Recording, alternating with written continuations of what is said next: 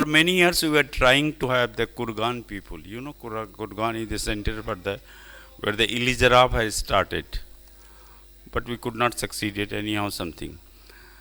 So I have gone to the Kurgan. I requested to the director here, and he has come there. I am very thankful to all of their faculty. So first of all, I I will say about the Dr. Jhunjhunwala. Everybody know Dr. Jhunjhunwala has become the Assami International President. We will have clapping for that.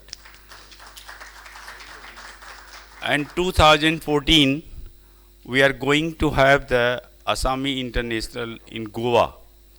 After a very long time, after a lot of tremendous effort, we got this conference. I will give you the details of this conference, and we hope you all will attend that conference. So this is Dr. Jhunjhunwala. Second, please, Dr. Govind. Dr. Govind, please come. Dr. Alexander Gubin. He is the director of the Russian Ilizarov Scientific Center, Respiratory Tomology and Orthopedics, Kurgan. The area of his keen scientific and practical interests are like surgical treatment of cervical maldevelopments, trauma, acute and chronic disease of the cervical spine in children and adults, surgical treatment of deformities of the spine and other parts of the locomotive system, reconstructive operation, operative techniques in septic and tumor conditions of the locomotive system, pelvic reconstruction, bone fusion in spine and other pathology, electronic modeling of the human body and pathological process. There are many publications and presentations on the above and other subjects. Author of 120 publications, 2 spine surgery books in Russian, 1 chapter in textbook per surgeon in English, 4 manuals for medical residents, and 7 Arab patent. Have been working as a lecturer on the traumatology and orthopedics for 10 years. The chief editors of Orthopedic Genius scientific magazine. We're clapping for that. Another very prominent faculty is the Dr. Dmitry Broznov. Please come. An Omsk State Medical Institute graduate who has given his precious 19 years to Federal State Budgetary Institution, that is Russian Ilizarov Scientific Center, Respiratory Traumatology and Orthopedics. He headed Orthopedics Department and Laboratory of Defect Substitution. As present, he is Deputy Director on Scientific Work. He has even authors of the 100 scientific works. He has a special interest in bone defects and non-union, benign tumors and osteomyelitis. Okay. Doctor, yeah. Then Dr. Sergey Rybuk, please come. The head of laboratory for axial skeletal pathology and neurosurgery with the Russian Ilizarov Scientific Center, Kurgan. Full-time practice and emphasis on spinal disorders. Dr. Rybuk received his candidate science medical degree in 2009 with his dissertation on spine and rib cage deformity with disturbed segmentation in young children. His research interests include isolated and multiple congenital anomalies of vertebral column and thoracic cage using growing systems, malformation, spine cord fixation, idiopathic metabolic neuromuscular scoliosis, deformities, degenerative disease, injury, and post-traumatic conditions, and minimally invasive surgery for pediatric fractures and systemic bone pathologies. Yeah. Now, there is more faculty, Dr. Subhas Shah. Please come there. Everybody knows from Subhas Shah, those who learn this Ilizarov, they know Subhas Shah is from Bombay, and he is the father, rather these are the persons to whom the Ilizarov technology came to India. Then the Dr. Harshad Shah. Please come.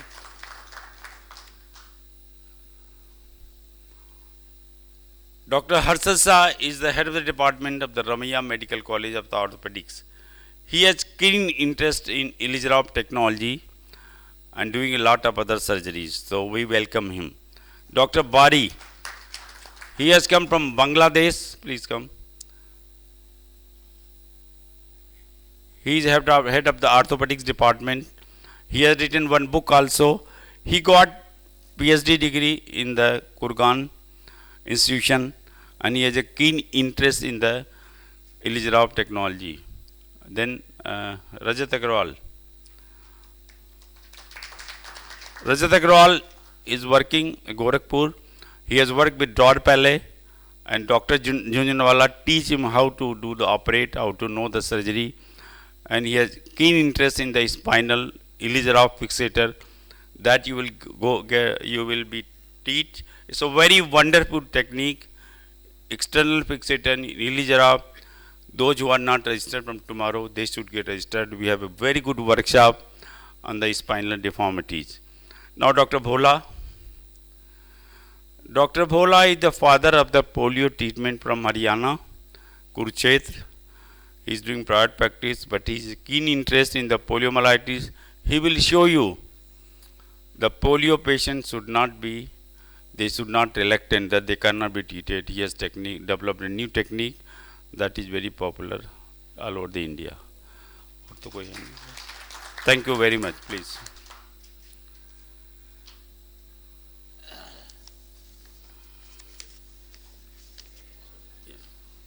Now, I request Dr. Govind to be as a chairman and Dr.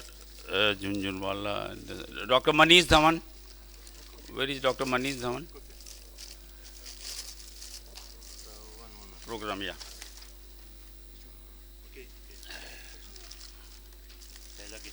पहला मेरा sir ji. Yeah. Dr. Junjunwala became the president of the I've forgotten. He has become the president elected of the IOA. So he is showing their suits. Because I thought this is a very big achievement. This we will tell you in the last. So suits are distributed for this. And we hope we should have a very, very enthusiastic, dynamic president. And he will changes a lot. He has a mind how to change, how to improve the Indian Orthopedic Association. Yeah. I have some sweets for everybody. I will just pass on. Thank you. I wanted to make an announcement that Sir will be IOCON President 2015. So I request you all vote for Mumbai for 2015. Thank you.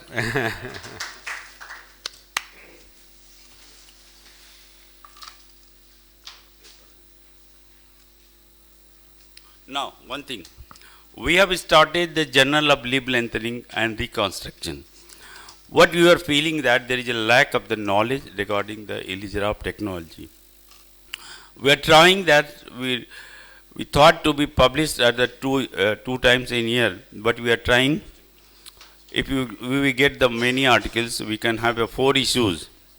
So all those who are getting the journals, some of the journals are not there. Actually, the train is late, so we'll distribute you after 2-3 hours. But I request all of you, those who have got the journals, they should try to send me the articles. One thing I tell you, whatever you write, you send me. We have very good editorial department, English trainer. We will convert the journal and we will make it able to be typed. Whatever material you have, you send to me at our email and we will publish it. Thank you very much.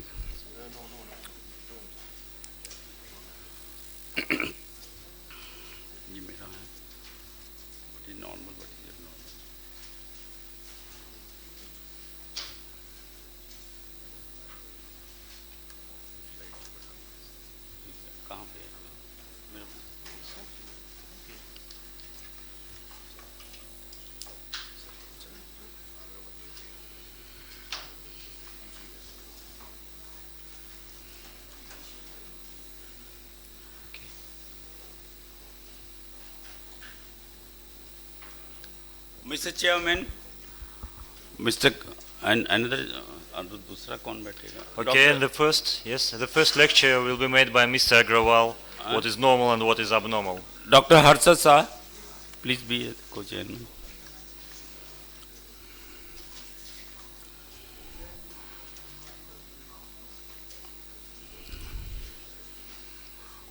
Mr. Chairman and co-chairman, my topic is what is normal and what is abnormal.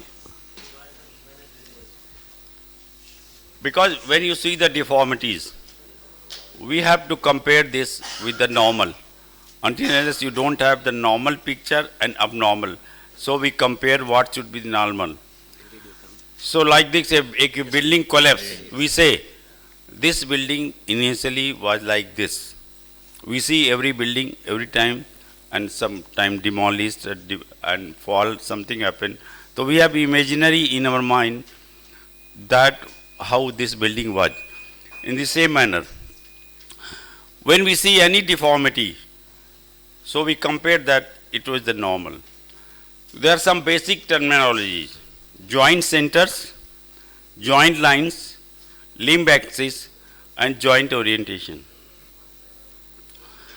First of all, I tell you that the basic thing how you make the center of the hip there. You take any 3 points, this point and this point, take the center of this, draw perpendicular. Another 3 points here and here. Take the center of this, draw a line. Where this point meets, this is the head of the center. This thing is clear to everybody? Is there any confusion? You can ask this. Because when you start the deformity correction, this is the basic thing. You should know how to put the center of the head of the. Is it clear? Because this is a workshop. So we will try to teach you everything. If you don't understand anything, just you tell us. Okay? Is there any other ways to There are many ways. But I am telling you which is the best, which you can have that. Now, another thing is the center of the knee joint, okay? Here, center of the knee joint. So, how you do, there are 5 ways. There is the center of the femoral notch. This is the center of the femoral notch.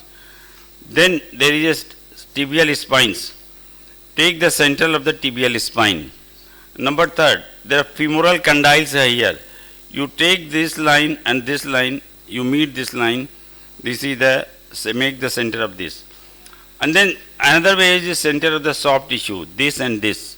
You take the center of this, and this is the, take the tangent line from the tibia, this is the center. So there are 5 ways. You can have anything. All the points will be same. So before you start your Illich's deformity correction, you should have the head of the center and the tibia center. Okay? Now there is a joint, ankle joint center. That is the center of the distal tibia. So what you have the center of the soft tissues. You can take this, and this is the center of the soft tissue. Number 2, center of the fibula, and here tibia, this is bones are here. And number 3, you take the talus. Usually we take this center, talus here, and what is the center? In the routine we have this center. Though is it clear? This is the center of the ankle joint. Okay. So, but before drawing anything, you would have the center of the head, center of the knee, and the center of the ankle. If you can draw this line, there is no problem, I tell you. Now, there is another line, joint lines are there. What is the hip line is there? Take the center of the hip and the center of the hip proximal femoral joint line. All the hinges, whatever you think you will keep on this line from tip of the gutter trochanter to the center of the femoral head. This is the joint line of the hip joint. Okay. Now, what is the distal femoral joint? First, I've told you the joint, how you made the joint line. But when you draw the line tangential to the most distal point of the convexity of the femoral condyles here, and take the center of this. This is the distal femoral joint line. Okay. Now, where is the proximal tibial joint line? Line across concave, this is the concave surface.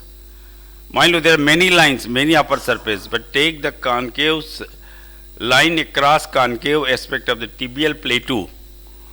You have that, and this is the joint line of the proximal tibial joint line. Then distal tibial joint line. Line along flat tibial profound. This is a flat tibial profound. Domes of the talus. This is the dome of the talus here. So you draw a line, that will be the joint line of the this line, tibia, plafond, tibial plafond of dome of the above the dome of the talus. This is the distal tibial joint line. Now there are two things: mechanical axis and the anatomical axis. It is a straight line that connects the joint centers of the proximal and distal joint. There are three joint lines: hip joint line, then knee, and then ankle. You connect this line from the head of the center of the head to that is the mechanical axis line. And there is an anatomical axis line. There are two times.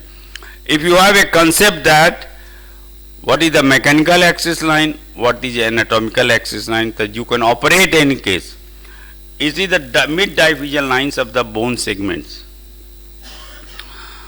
For example, mechanical axis line, center of the hip to the center of the distal femur. This is the mechanical axis line. And what is the anatomical axis line? Take 2 points of the where the bone is cylindrical, like cylindrical. If you take this line, it will not come. There the bone is cylindrical, and you draw the line upward. This is through the preformis fossa. So this is the anatomical axis line. Then this is the, you can draw, see there, this is the mechanical axis line here, from here. This is the point from the, here you have made the joint line, and this. And anatomical axis line, you draw a line from here to here, from here to here, that is an anatomical axis line.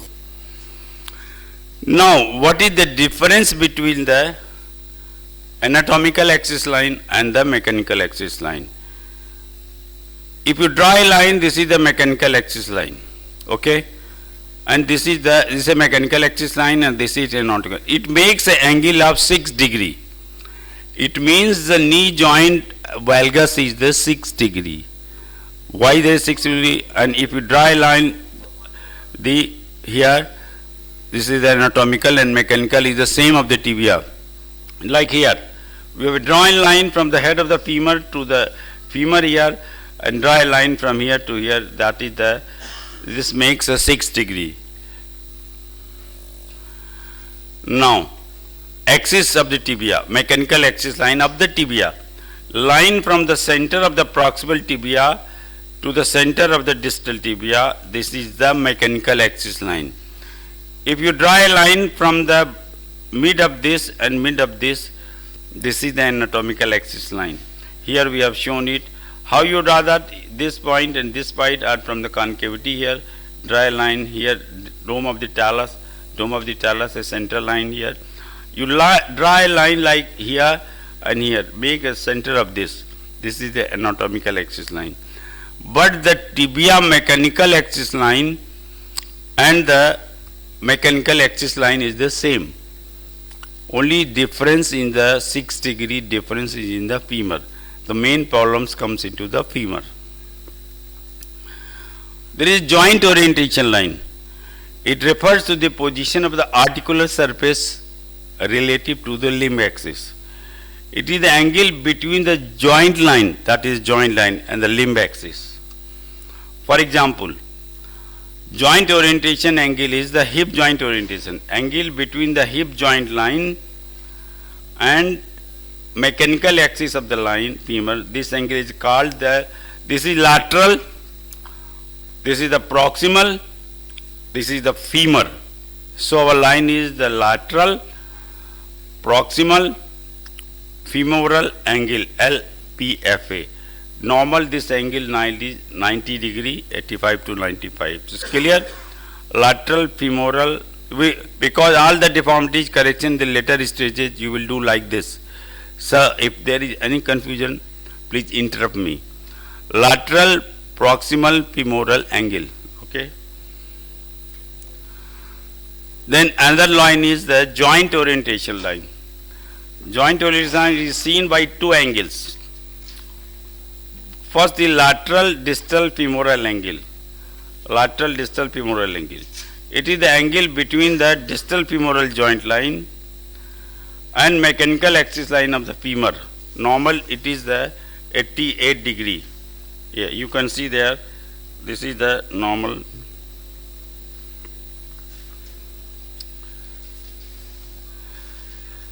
So, this is the medial, this is the lateral femoral angle here. This is the angle between the distal femoral joint line and the mechanical axis of the line femur. This is the 88 degree, you know. Here, it is called the, here. Now, there is another line, medial proximal tibial angle, here. It is the, because medial proximal, this is the medial and proximal. It is the angle between the proximal tibial joint line and the mechanical axis of the tibia. This is 87 degree. So this should be a very good clear idea. Now, there is another ankle joint orientation line. It is seen by lateral distal tibial angle. This is a lateral distal tibial angle.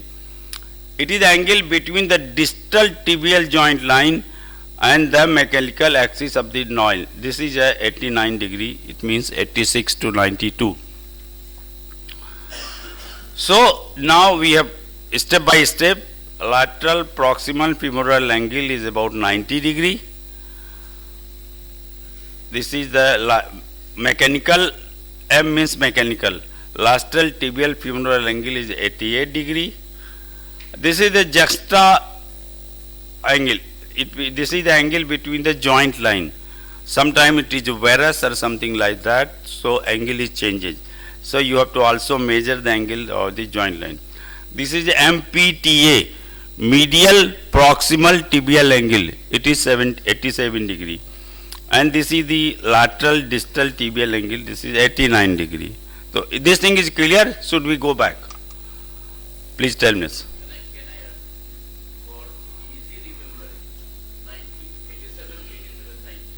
90, 87, 87, 90. 90, 87, 87, 90. Okay? You must say if any confusion, because this is a workshop, this is not a conference. So if any confusion, anything, just you tell us. We can go back. There is no problem. Everybody remembers 90. You tell me please, how much is lateral proximal femoral? That one is 90. So you memorize it in a brain. You can make confused. If you do it 90, there are four angles here. 90, 88, 87, 89. So for remembering, very easy to remember. First one is 90. Opposite is 87 and this one is 90. You take 90. 90 above proximal, 90 downward. And 87, 82. Otherwise it is very confusing. Initial stages we used to teach, and I also used to confuse. So 90, 90, 87 and 87. Is it okay? Now, approach to the deformity correction. If you have seen any case which has a deformity correction, how you will approach that?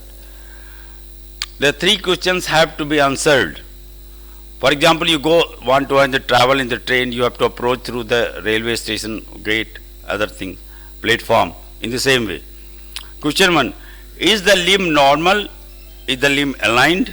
Number 2, is the limb is not aligned? Where is the malalignment?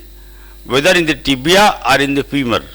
Number 3, how to correct the deformity? Three things, whether the limb is normal or not normal. If it is not normal, whether into the femur or whether into the tibia, then we have find out this is the deformity. How to correct the deformity? Is the limb normal? A normal limb is an aligned limb. Hip, knee and ankle joints all are collinear to each other. An abnormal limb, hip, knee and ankle joints are not collinear to each other. It is seen by the MAD, mechanical axis deviation. What you call mechanical axis deviation? We'll tell you in the details what you call it. Now, mechanical axis is measured by the perpendicular distance between the mechanical axis and the center of the knee joint. This is the center of the knee joint. Normally, this line passes 8 mm medial to the joint line. If this line is passes 8 millimeter, if you draw a line here from hip to ankle, so very clear. You draw a line from the center of the hip, from the center of the ankle joint, and if it is 6 to 8 millimeter medial, it means our joint is normal. And this is abnormal joint. Okay? Now we have drawn a joint from here to hip to the ankle joint. Okay? So this line is not collinear to our this line which we have done from this is the center of the hip joint. So how much will be the mechanical axis? This distance. This distance will be the mechanical axis deviation. Okay. This is the frontal plane. This is the sagittal plane. Dr. Junanawala will tell you very nicely about the sagittal plane. You draw a line from the central of the hip joint to the central of the ankle joint, and another line from the central of the knee joint. So it's clear. What you call is the MAD, mechanical axis. This will be the mechanical axis deviation in the both frontal plane as well as the sagittal plane. Okay? Is it clear? Or any confusion? It's clear? Can you make it in the X-ray? X-ray we will make you. Dr. Junjunwala will tell you a lot about this. Now, is the limb normal? If mechanical axis is at its normal position, limb is aligned. If there is a mechanical axis deviation more than the normal 8 mm medial to the central of the knee joint, it means the limb is not aligned. Now, MAD denotes valgus deformity. How you will know that? How is the valgus? Whether the joint is valgus or joint is varus. It's a valgus denotes me if lateral. If this joint line comes to the from the center of the knee joint lateral, it means it's a lot of confusion. Line is passing from the lateral to the medial, sometimes confused whether it's a valgus deformity or varus deformity. If this line passes lateral to the joint line, it means this is a valgus deformity. Number 2, if this line passes medial to the joint line, it means it is a varus deformity. Dr. Bari, is clear? Okay. Are you able to understand this? Because the purpose of the workshop is that they should start that doing the Ellis-Rob. Okay, this is clear? Now, question 2. If the limb is not aligned, where is the malalignment? Whether in the femur or into the tibia. Identification of the location of the malalignment. This is seen by joint orientation angles. Abnormal lateral proximal femoral angle means there is a deformity at the hip. Abnormal lateral distal femoral angle or MPTA means there is a deformity at the knee. Abnormal lateral distal tibial angle means there is a deformity at the ankle. So very simple, no problem. इसमें तो varus MRD there can be decreased MPTA also, because this line is passing over here. It means normal it is 87, 80, 90, 87. The MPTA medial proximal tibial angle has become downward, and here it is more lateral distal femoral angle. It means it's here, and if it is passing the medial line, it means this is a varus deformity. It's a more. Okay. If it is more,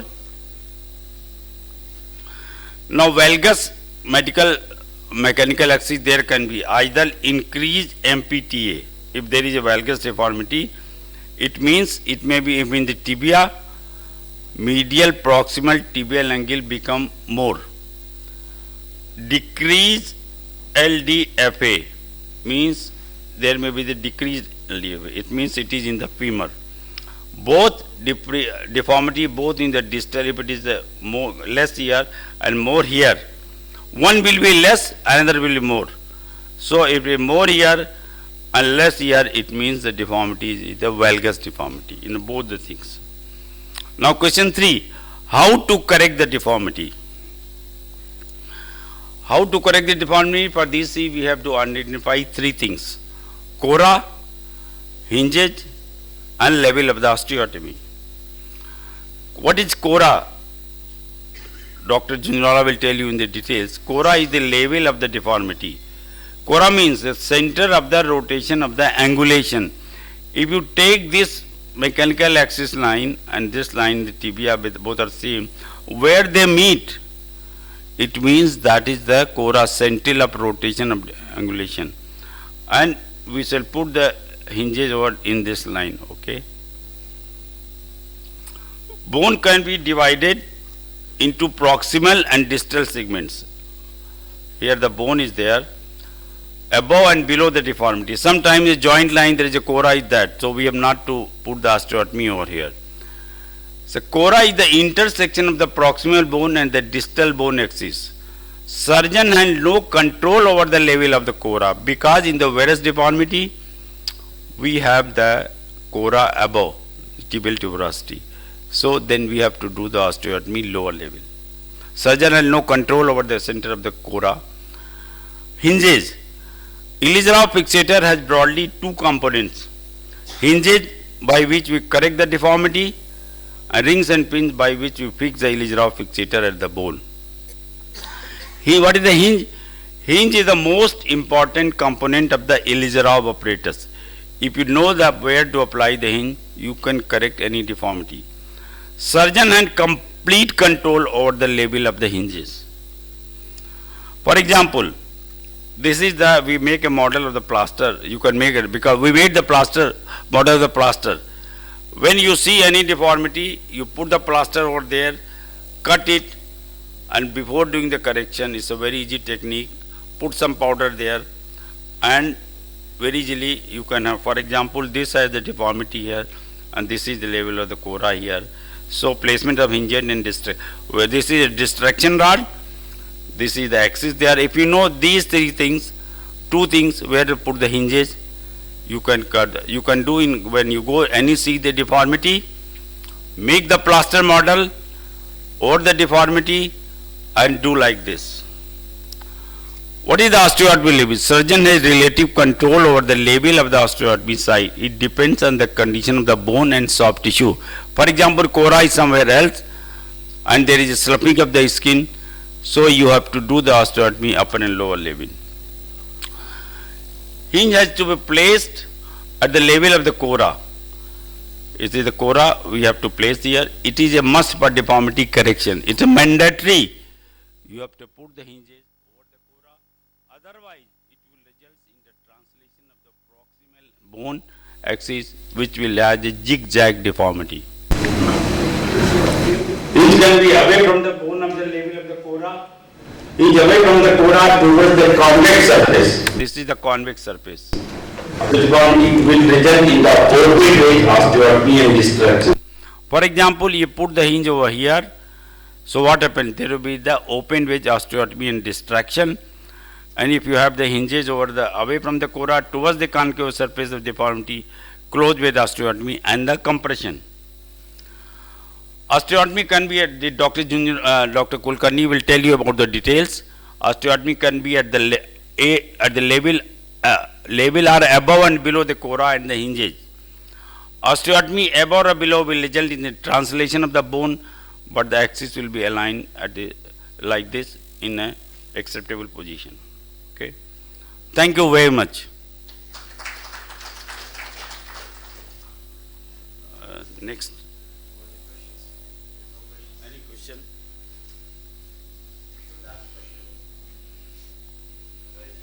Questions.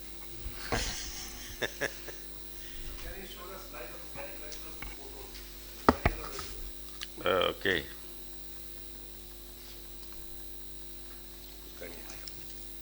Yeah. Mike दे दीजिए. Mechanical axis. Okay. Clinical photograph. Okay. That was really very well.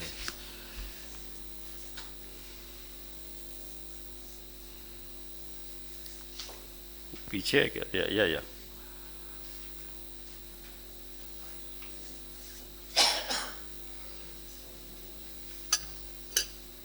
कहाँ से? What is it that you wanted to see? Yeah. You wanted to see what? Ah, What do you want yeah, to see in that photo? It's not connected. Mechanical axis. All right, it's from So the. same program. Yeah. What happens when you see the deformity? You have a standing X-ray there, or clinical photographs. So you take the head of the femur. You have a standing X-ray, and you take the head of the femur here. I think this is a very simple technique. If you understand that, I think from going here you will do the correction of all that, and take the ankle joint. This we can do the clinical photograph also. Patient is standing, take the photograph on the computer, take the print, make this. And another photograph here is a joint line. I think clinical photograph will give you a lot, otherwise the X-ray photograph. And draw a perpendicular line this. This will be the mechanical axis deviation. In the same manner, because when you want to correct the, for example, there is a flexion deformity in the poliomyelitis, anything. You want to correct how much flexion, extension, austerity, we shall do that. What we do? We do like this. Take the photographs, and after that we put a tracing paper here, and the tracing paper either put in the X-ray or in the photograph, and make this move like this. Tracing paper or other things, you take the two photographs and take the angle. That angle you will make the pre-construct frame. In that you will fix that angle. Then you will have the accurate, only you do this exercise before surgery, you will have, I tell you, 100% correction. Any other question?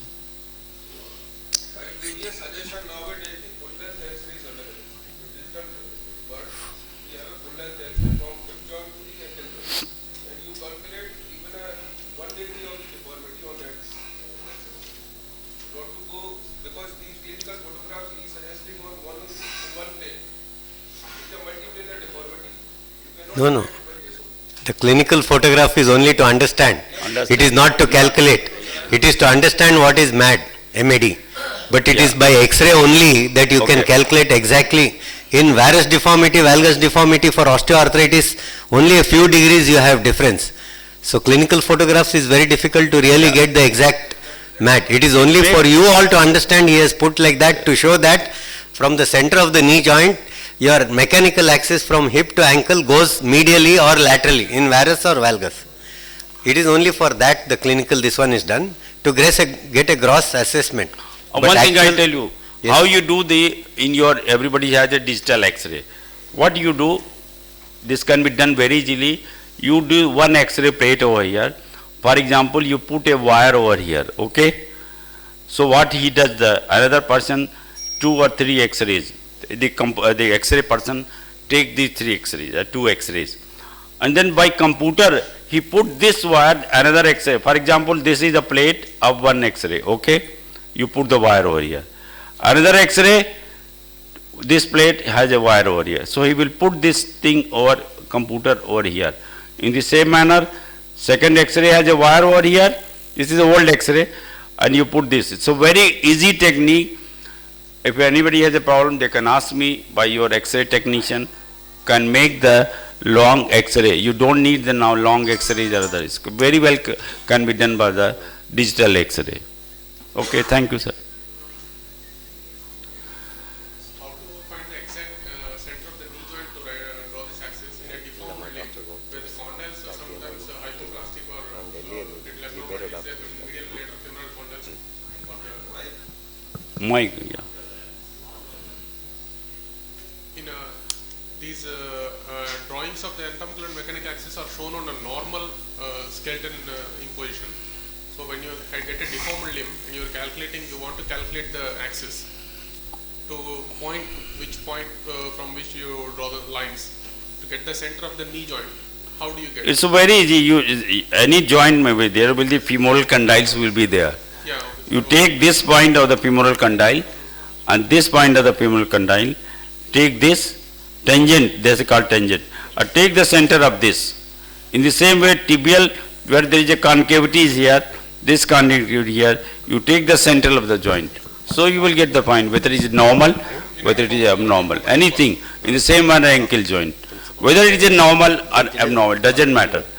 These, if you have this concept, how to take the joint line, you can do that. Very simple. Midpoint of the ankle joint is at midpoint of the talus or mid-malleolar? Usually, yeah, you see, this is that. This is the 3 points. If you have no deformity, you can have the talus. If you have any deformity, you can take the fibula and this, No, he is not. take the center of this. He is going. This is the, or you can have the tibia like Dr. this and Harshad this. Shah. You can put the line over here. No, we are not able to see what you're... Yeah, you take this point and this point of the tibia. No, we're not Look. able to see. Oh, I am it's from not connected. Bangalore. You can just say that. Connect करो यार इसको. Yeah. So my question is, midpoint between two malleoli is always the same as midpoint? Yeah. You like this. Osteotomy. You can this and this. This is the same. Same topic is same. I have not. Okay, thank you very much.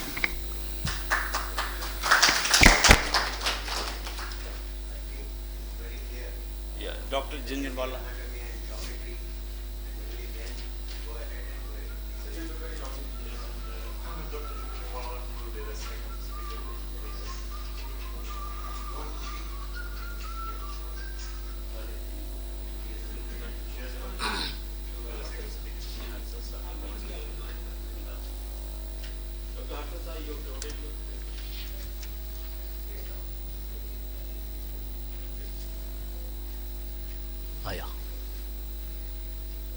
Yeah, this is the one.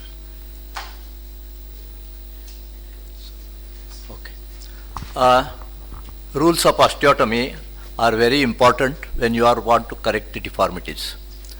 The types of osteotomies that we do is the angular osteotomies like a closed wedge, open wedge, neutral wedge, and angulation translation, a dome osteotomy, as you see in the picture here. Now, Cora is the one which Paley has given us the idea. Center of rotation of angulation, which is the true apex of the deformity. Now, in this here, you can see, can I have the pointer, please?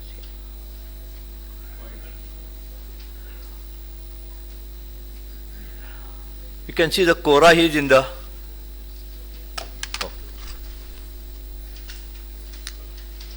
This is the Cora. You can draw the mid-axial line of the proximal fragment and distal fragment, and you see that the joint orientation are normal below and above, and then this is the Cora that is formed, and this will give you the magnitude of the deformity which you want to correct by angulation.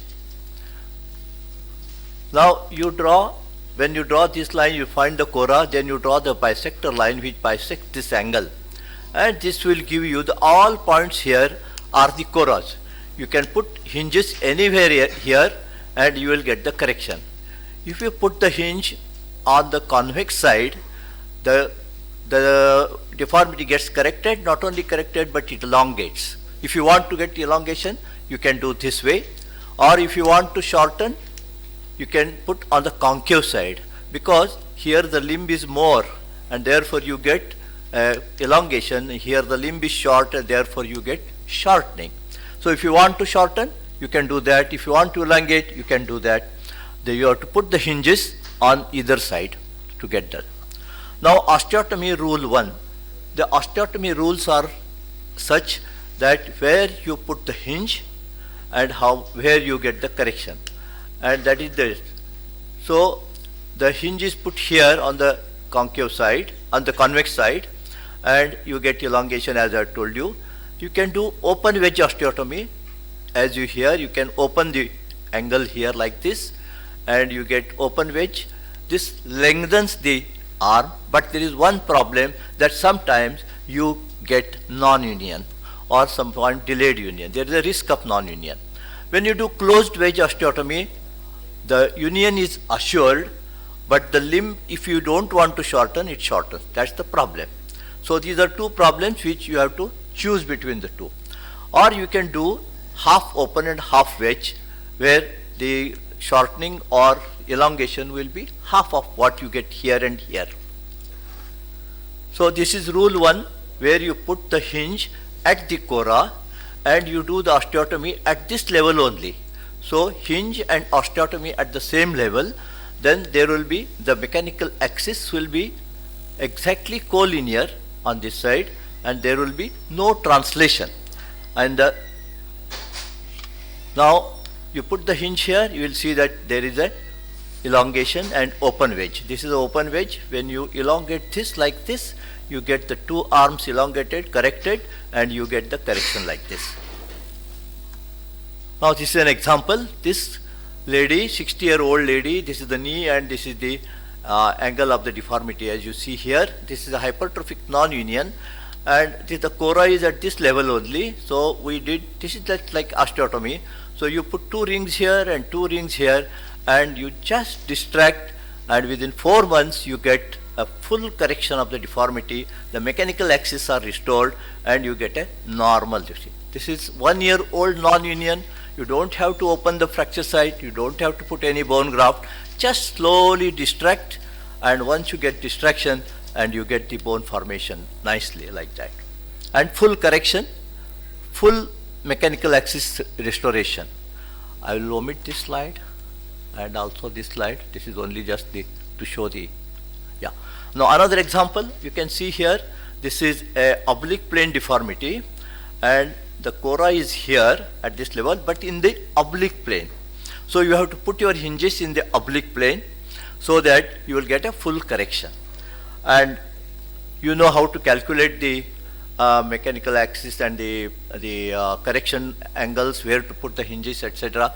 is to be calculated by this method, as Pale has shown you. And this will give you the exact angle, exact correction, and where to put the hinges. Everything will be here, you can plan. And note here, these two rings are put parallel to the ankle joint, two rings are put parallel to the knee joint, and the hinges are put away from this here at this level, and you get some correction and also elongation, some elongation.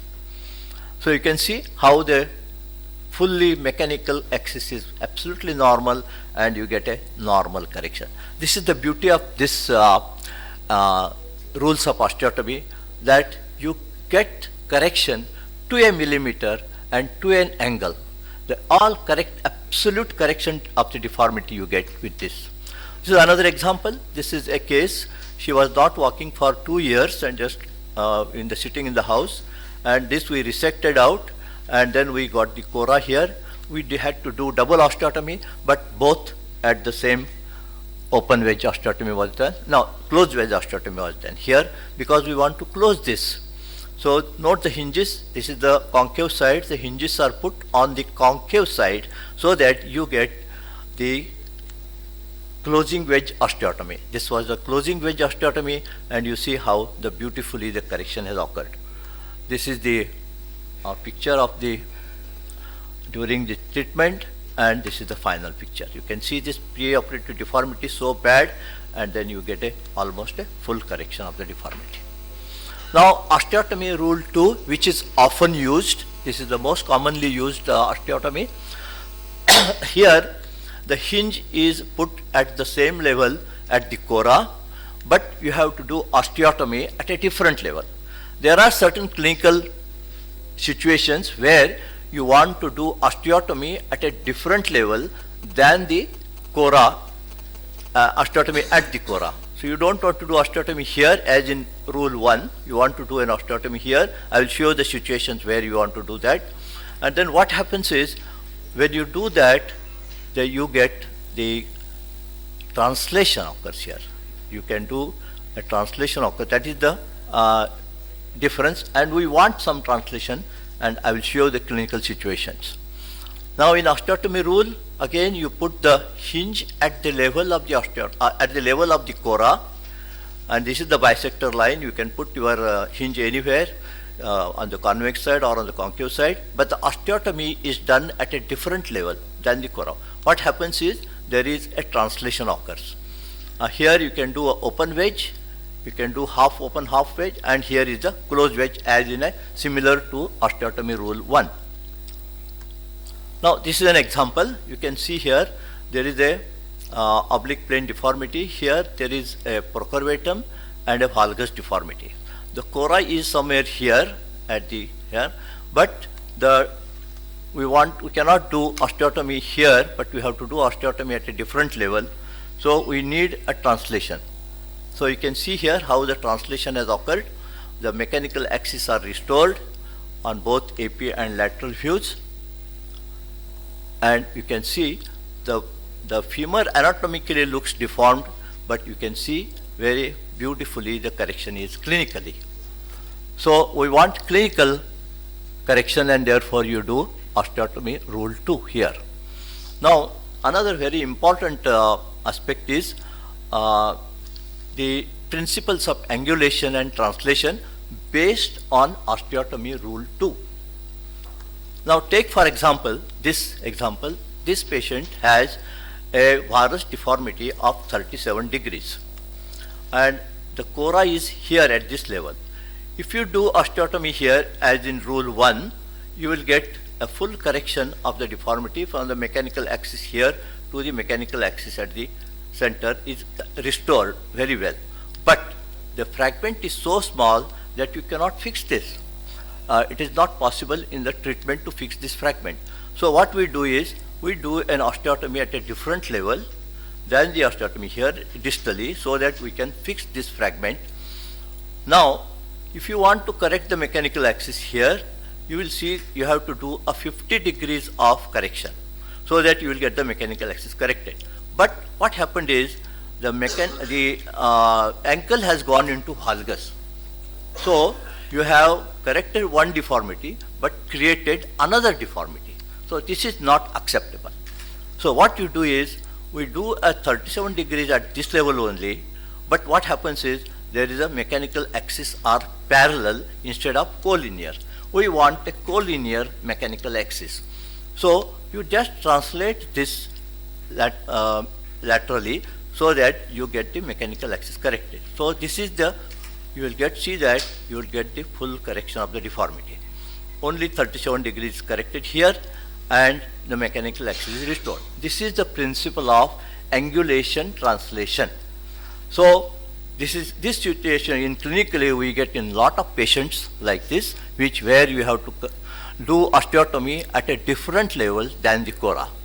For example, in this patient, this girl has valgus deformity, and you can see the cora is somewhere here, but we can't do an osteotomy here. We have to do osteotomy at a different level. And in the tibia, there is a valgus deformity somewhere. I will show you in the next slide. See, we did the osteotomy at a different level, so there is some translation, and this is the in the tibia also we corrected at the same level as the cora, and see how you get a beautiful picture. Though the tibia looks, the femur looks anatomically slightly disturbed, but the mechanically you get clinically you get a full correction of the deformity. Can I have some water, please?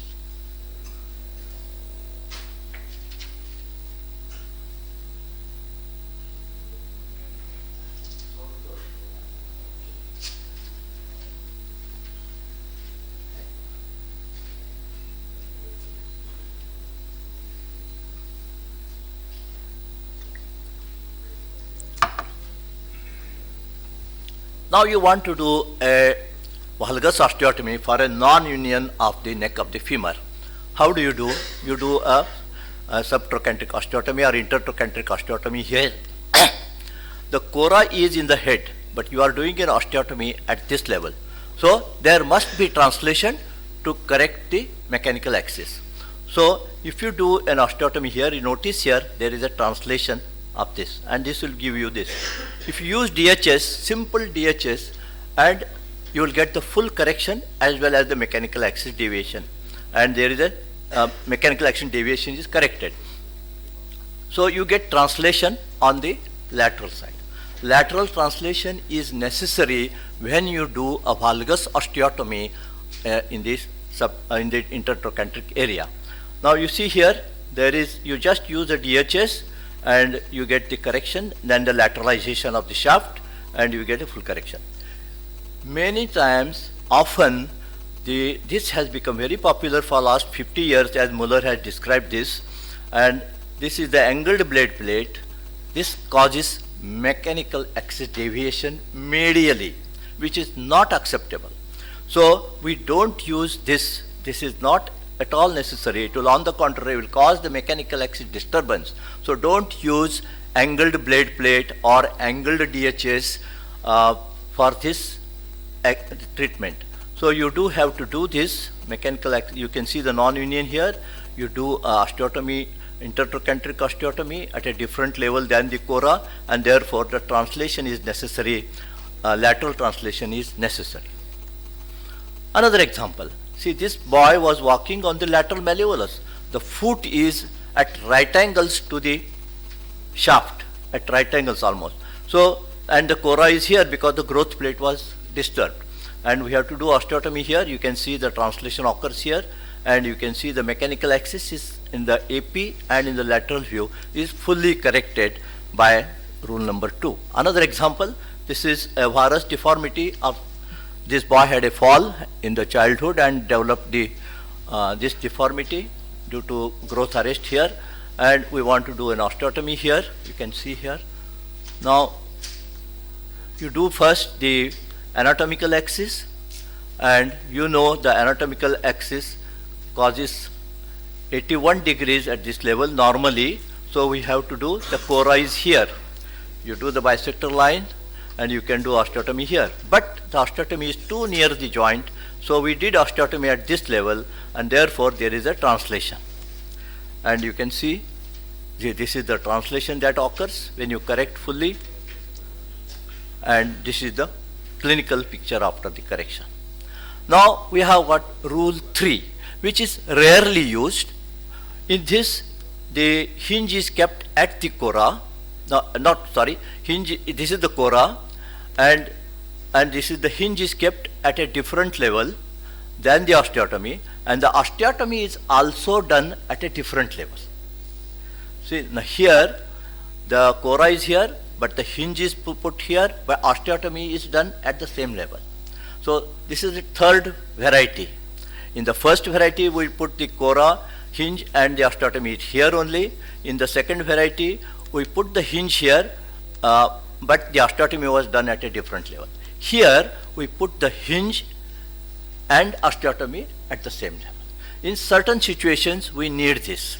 I will show you one situation, but this is rarely needed because the mechanical axis become parallel. They don't become collinear as you want it. But in certain situations, you have to do this. I will show you one situation where this. Now here in this, as you see here, this is the cora. The hinge is put at this level, and osteotomy is also done this level. So you can see the mechanical axes are parallel and not collinear. Now this is an example where we want. Now suppose this boy had a procurvatum deformity due to a fall from tree in childhood. He developed shortening, this much shortening, and this was the cora is here in the procurvatum deformity. This is because the growth plate was affected. So we want to do an osteotomy. Ideally it should have been done here, but it cannot fix the fragment, so we do osteotomy at this level. But if you put the hinge at this level, at the cora, then there will be translation of this fragment anteriorly, and that will impinge upon the quadriceps muscle, and the quadriceps muscle will be disturbed. Okay, you can see here there is a 35 degrees of procurvatum deformity. this is the cora here, and if you put the cora and osteotomy is done here at this level, and if you put the hinge at the cora level, there will be a translation anteriorly, and this will impinge upon the quadriceps muscle. Quadriceps muscles will be destroyed. So we don't want that. What we did was to keep the hinge at this level only, so that you will get a correction here and there will be no quadriceps damage. I will show in the next slide. See here. Now the hinge is at the osteotomy site, the cora is here, and the quadriceps muscle is shaved. And you get the correction, but the mechanical axis is disturbed. So in this case situation, you can see here, there is a full correction of the deformity, and the hinges are here at the level of osteotomy, and the cora is somewhere distally. So you can see, you just distract this and you will get the full correction. As you see here, the correction is achieved on both AP and lateral fuse. So this is another situation.